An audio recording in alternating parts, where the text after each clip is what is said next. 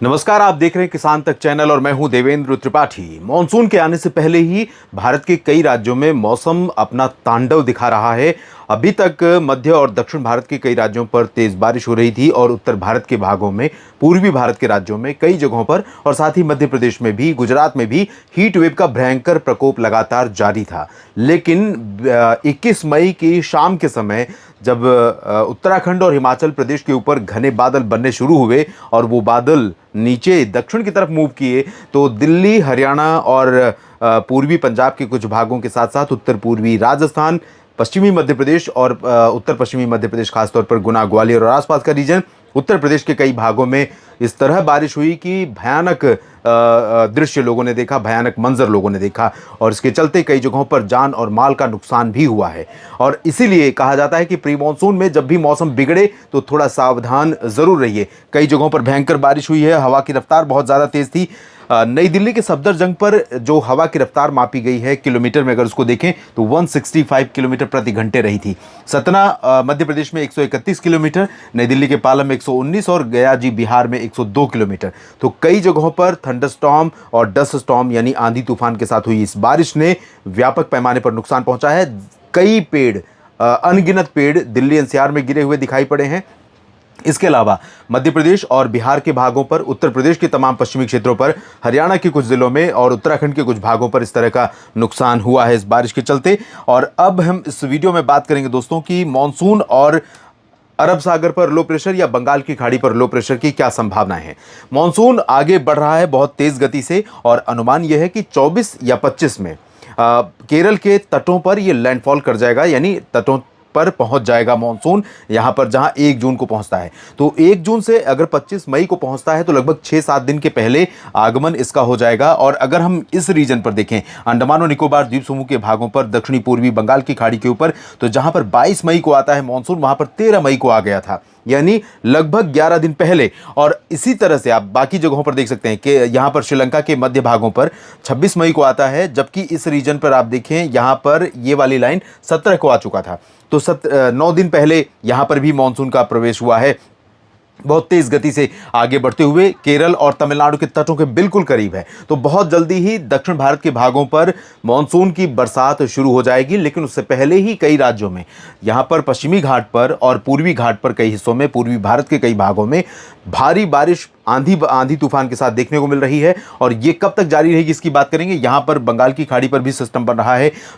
यहां अरब सागर के ऊपर कर्नाटक और गोवा के तटों पर बना हुआ कम दबाव का क्षेत्र इंटेंसिफाई हो रहा है। अनुमान यह है कि डिप्रेशन या डीप डिप्रेशन और साइक्लोन भी बन सकता है। लेकिन यह सिस्टम भारत के ऊपर भले लैंडफॉल न करे, प्रायः मई में बनने वाले जो अरब सागर पर तूफान है उनका रास्ता इस तरह से होता है, भले ही लैंडफॉल न करे भारत के ऊपर, लेकिन इसके चलते गोवा से लेकर गुजरात तक तमाम इलाकों पर बहुत भारी बारिश कई जगहों पर होगी। मध्य प्रदेश, राजस्थान के भागों पर भी इसी सिस्टम के प्रभाव से मौसम बदलेगा और मानसून के आगे बढ़ने के कारण पूर्वोत्तर भारत के भागों में भी बरसात की गतिविधियां देखने को मिलेंगी। सैटेलाइट तस्वीरों में अभी जो लो प्रेशर है वो लगातार इंटेंसिफाई हो रहा है, विलमार्क की इंटेंसिटी में पहुंच चुका है ये आज और आगे बढ़ रहा है उत्तर की तरफ। महाराष्ट्र के तटों से पैरेलल समानांतर है। हालांकि समुद्र की सीमा में इसको बहुत ज़्यादा स्पेस नहीं मिल रहा है। अगर ये भारत के तटों के पास न होकर के थोड़ा दूर होता तो निश्चित तौर पर इस सिस्टम को और ज़्यादा इंटेंसिफाई यानी साइक्लोन बनने की इसकी संभावना बहुत ज़्यादा बढ़ जाती। लेकिन अभी जिस तरह की इसकी पोजीशन है तटों के करीब होने के कारण, इसलिए इसको ज़्यादा एनर्जी का स्पेस नहीं मिल रहा है, जिसके कारण हो सकता है कि डिप्रेशन की इंटेंसिटी के बाद डीप डिप्रेशन और साइक्लोन न भी बने। और अगर साइक्लोन बने या न बने, दोनों स्थितियों में आपने देखा है पिछले दिनों महाराष्ट्र के तटों पर और कर्नाटक के तटों पर कई जगहों पर इस तरह से भारी बारिश हुई है, लग रहा था तूफान आ गया है। बेंगलुरु की खबरें आपने देखी होंगी, सड़कों पर नाव चलती हुई नजर आई। तो वो स्थितियां कई बार बिना किसी स्ट्रांग वेदर सिस्टम बनने के बावजूद हो जाती हैं और वही स्थिति हमने यहाँ पर उत्तराखंड और हिमाचल में जो सिस्टम बना और उसके कारण दिल्ली और हरियाणा तथा वेस्ट यूपी और मध्य प्रदेश के उत्तरी भागों तक भारी बारिश हुई। तो इस तरह की स्थितियां यहाँ पर भी हमने देखी हैं। अब मैं आपको दिखाता हूं कि क्या अलर्ट जारी किया गया है आने वाले समय के लिए भारत के तमाम क्षेत्रों में, संपूर्ण भारत के भागों में। तो केरल में मॉनसून के दस्तक देने की संभावना समय से काफी पहले है, 25 मई के आसपास पहुंच सकता है 2 दिनों में। और कोंकण गोवा के पास बना कम दबाव का क्षेत्र और गंभीर हो सकता है। देश के कई हिस्सों में मौसमी सिस्टमों का प्रभाव बना हुआ है, सिस्टम सक्रिय हो गए हैं। केरल और तटीय तथा दक्षिणी आंतरिक कर्नाटक में 23 से 27 मई के बीच आंधी यानी तूफान की स्पीड की हवा के साथ 40-50 किलोमीटर प्रति घंटे की रफ्तार से हवा के साथ तेज बारिश हो सकती है। तमिलनाडु, पुदुचेरी, आंध्र प्रदेश, तेलंगाना और लक्षद्वीप में भी बारिश के आसार हैं। जहां पर बारिश की गतिविधियां थोड़ा सा विराम ले रही थी, कम हो रही थी, वहां पर फिर से बारिश बढ़ने वाली है। और पश्चिम भारत भी अछूता नहीं रहेगा। पश्चिम भारत, जाहिर सी बात है कि जब उत्तर की तरफ बढ़ेगा तो ये पश्चिम भारत में महाराष्ट्र और गुजरात, कोंकण गोवा को प्रभावित करेगा बड़े पैमाने पर। गुजरात से लेकर महाराष्ट्र से लेकर कोंकण गोवा का जो रीजन है ये पूरा प्रभावित होगा और 25 मई तक यहां पर भारी बारिश की संभावना है। इन भागों में 50 से 70 किलोमीटर प्रति घंटे की रफ्तार से हवाएं चल सकती हैं और गस्टिंग स्पीड 90-100 किलोमीटर भी कुछ जगहों पर पहुंच सकती है। अगर सिस्टम साइक्लोन बना तो उसकी स्पीड और ज्यादा हो सकती है। पश्चिमी राजस्थान में 25 मई तक लू का प्रकोप लगातार जारी रहने की संभावना है। दोस्तों 27.6 डिग्री पहुंच गया है तापमान 21 मई को गंगानगर में। और गंगानगर में, दिल्ली में, हरियाणा में जो बारिश हुई है उसका इंपैक्ट पश्चिमी राजस्थान में अभी तक नहीं दिखाई पड़ा है। तो पश्चिमी राजस्थान पिछले 4-5 दिनों से उबल रहा है। श्रीगंगानगर, चूरू से लेकर पश्चिम का जो पूरा हिस्सा है, बीकानेर और अजमेर से भी पश्चिम में जैसलमेर, बाड़मेर, जोधपुर, नागौर, सिरोही, जालौर, पाली, राजसमंद, इन सभी क्षेत्रों में भयंकर गर्मी पड़ रही है। दक्षिणी क्षेत्रों में परिवर्तन होने वाला है मौसम में, क्योंकि ये सिस्टम आगे बढ़ेगा तो कच्छ के रीजन को पार करने के बाद हवाएं थोड़ी सी नमी वाली पहुंचेंगी और उनका असर दिखाई पड़ेगा। पूर्वोत्तर, पूर्वी और मध्य भारत के भागों में कई जगहों पर संभावना है। मध्य प्रदेश में बारिश धीरे धीरे बढ़ेगी, ओडिशा में बारिश धीरे धीरे बढ़ेगी, छत्तीसगढ़ में भी गरज चमक के साथ बारिश हो रही है और होने की संभावना बनी हुई है। बिहार, झारखंड और पश्चिम बंगाल के क्षेत्रों में भी आपने देखा है कि बादल बढ़ने शुरू हो गए हैं और बरसात की गतिविधियां भी तेज हो गई हैं। असम, मेघालय, नागालैंड, मणिपुर, मिजोरम, त्रिपुरा में भी 23 से 27 मई के बीच में मध्यम से भारी बारिश का अलर्ट है। और उत्तर भारत में राजस्थान का पूर्वी हिस्सा प्रभावित होगा, जहां पर आंधी तूफान के साथ धूल भरी हवाओं के साथ बरसात हो सकती है। बाकी पश्चिमी क्षेत्रों में बहुत ज्यादा गर्म मौसम लगातार बरकरार रहेगा। पंजाब, दिल्ली, उत्तराखंड, उत्तर प्रदेश, हिमाचल प्रदेश में गरज के साथ बारिश के आसार हैं।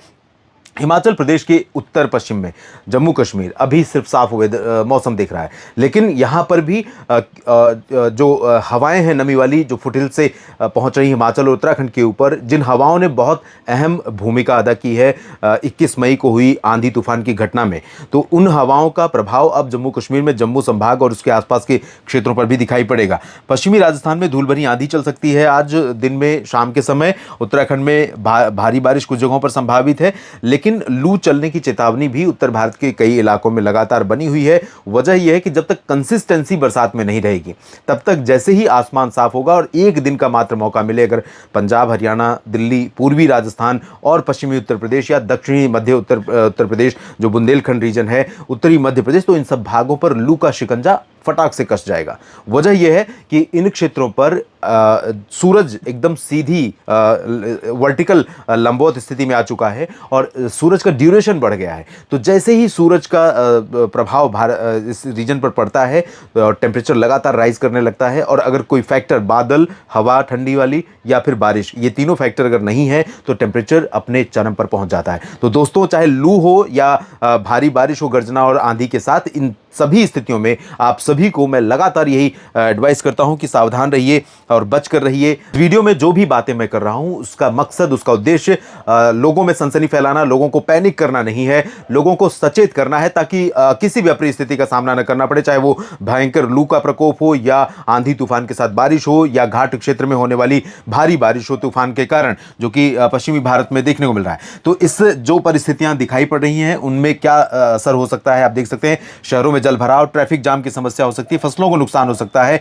और पहाड़ी इलाकों में भूस्खलन की संभावना बन सकती है। तो इन जगहों पर सावधान रहिए। अगर आप पहाड़ों पर घूमने जा रहे हैं, गरज चमक और आंधी के साथ जब बारिश हो रही हो, उस दौरान घर में रहें, सुरक्षित रहें। आंधी तूफान के कारण कई बार आप जानते हैं सोसाइटियों में अगर आप घूम रहे हैं तो ऊपर कई बार लोग गमले रखते हैं या शेडिंग करते हैं, वो शेडिंग उड़ जाता है या गमले ऊपर से गिरते हैं, तो ये भी जान और माल के लिए नुकसान का कारण बनता है। उपकरणों को अनप्लग करें, अनप्लग करके रखें, ताकि किसी भी तरह से लाइटनिंग का इम्पैक्ट पैक्ड घर में ना दिखाई पड़े और नुकसान ना हो। लू से बचने के लिए धूप से दूर रहें और पानी पिए। किसान जल निकासी सुनिश्चित करें, पशुओं को सुरक्षित जगहों पर जरूर रखें। तो ये सभी सावधानियां आप सभी किसान साथियों को बरतनी है ताकि आप भी खुद सुरक्षित रह सकें, आपकी खेती सुरक्षित रह सके और आपका मवेशी जो पशुधन है आपका वो भी सुरक्षित रह सके। और अब इस वीडियो में हम बात करते हैं 5 जून तक क्या संभावनाएं हैं। दोस्तों 5 जून यानी 5 दिन निकल चुके होंगे मॉनसून सीजन के शुरू हुए। 1 से 5 जून के बीच में मॉनसून की बरसात क्या होगी और उससे पहले क्या बरसात होगी इसमें समझते हैं। क्योंकि केरल में मॉनसून अब आने वाला है। केरल और तमिलनाडु, कर्नाटक, तेलंगाना और आंध्र प्रदेश, यहां पर खासतौर पर आंतरिक रीजन में बारिश की गतिविधियां थोड़ी सी रिड्यूस हुई हैं। जब ये लो प्रेशर बन गया है, आगे बढ़ रहा है, तो सारी एनर्जी इसी के पास केंद्रित है। तो इसके चलते बारिश अभी ज़्यादा पश्चिमी घाट पर मध्य प्रदेश और गोवा तथा गुजरात के दक्षिणी तटीय भागों पर बढ़ रही है। लेकिन अगले 24 घंटों में ही यहाँ पर पश्चिमी घाट पर और आंतरिक इलाकों पर भी बारिश बढ़ जाएगी। इसके अलावा बारिश बढ़ रही है पूर्वोत्तर भारत से लेकर छत्तीसगढ़, ओडिशा, बिहार, झारखंड, पश्चिम बंगाल और बिहार के साथ साथ उत्तर प्रदेश में, मध्य प्रदेश, गुजरात में भी बारिश बढ़ेगी और उत्तर भारत के पहाड़ों पर बारिश बढ़ेगी, हिमाचल, जम्मू कश्मीर और उत्तराखंड में भी। और ये सब ग्रेजुअली होगा, क्रमशः जैसे जैसे हम आगे चलते जाएंगे इन क्षेत्रों में बारिश का प्रभाव देखने को मिलता जाएगा।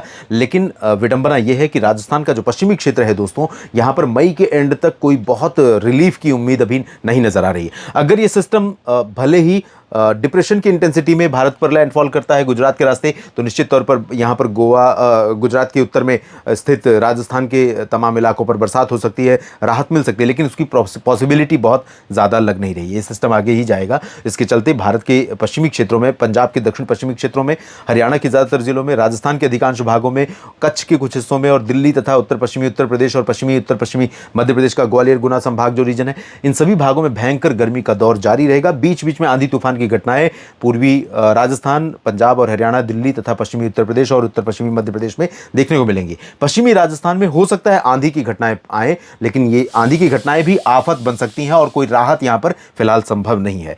तो जो भी परिस्थिति हो, इन सभी परिस्थितियों में आपको क्या करना है, सावधान रहना है। उसके लिए ये सारे पैरामीटर हैं, ये सारे मापदंड हैं, इनका अनुपालन आप जरूर करते रहिए और लगातार हमारे साथ बने रहिए। किसान तक को फॉलो करते रहिए, जहां आपको खेती से जुड़ी और आपके लिए सरकार की जो योजनाएं हैं, नीतियां हैं या सरकार की जो खामियां हैं, प्रशासन की जो खामियां हैं, उस पर बात होती रहती है। उस पर अपनी आवाज़ उठाइए, अपनी बात रखिए, कमेंट्स करिए, वीडियोस को लाइक और शेयर करिए। लगातार बने रहिए और stay alert and updated from any kind of weather activities जो भी इस तरह की होती हैं, उनसे सावधान रहिए। आप सभी किसान साथियों का, सभी मित्रों का ये वीडियो देखने के लिए बहुत बहुत धन्यवाद। जानकारी ठीक लगे तो वीडियो को लाइक और शेयर करिएगा। नमस्कार। अगर ये वीडियो आपको पसंद आया है तो इसे लाइक जरूर करें।